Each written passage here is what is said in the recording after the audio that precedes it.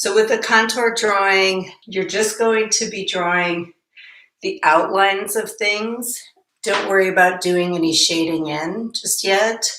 Just draw around the edges. Now, if you haven't drawn in a while, I think it's really fun to take the blind contour drawing approach. So the way this works is try not to look at your paper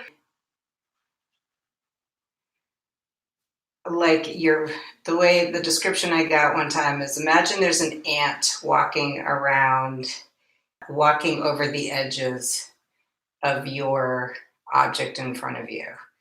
And you are just following that ant's trail. That is what a contour drawing is. You're just drawing the outlines of things. Blind contour means you're not looking at your paper. There's other little things you can try. For example, you can try not lifting your pen off the paper, or doing half blind, half regular, like looking at the paper. Either way is fine. So there's my blind contour.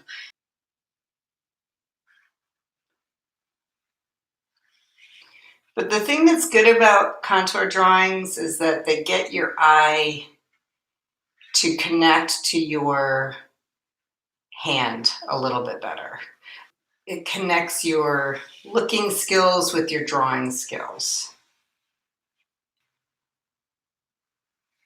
Sometimes people will draw a little bit small in the beginning when they're doing a contour drawing. Try to just do it maybe at life size.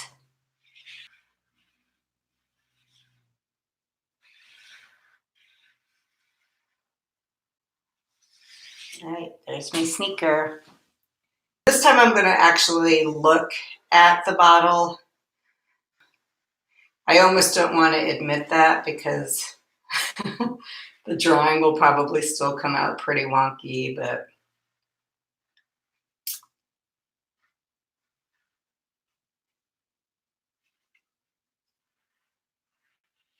the other reason why I like to have people try doing this kind of drawing and not worry about shading is because I'll see too much of like this kind of thing going on, where people aren't sure and they're doing that.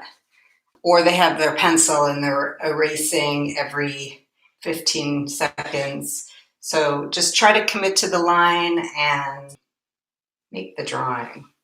And if it comes out funky, I think that's good. It gives it character, and with more practice, you get a little more precise with your drawings. Another fun thing to play around with is line variation. When you're drawing these contour drawings, I could play around with having a really wide line and then a thin line, because line variation like that gives some interest to a drawing or even a painting. If y'all remember like paint by numbers, those kits that you could buy with all the paints in them, usually the template that you would get for that was broken up into like all these different shapes and stuff. That is a great example of a really intricate contour drawing.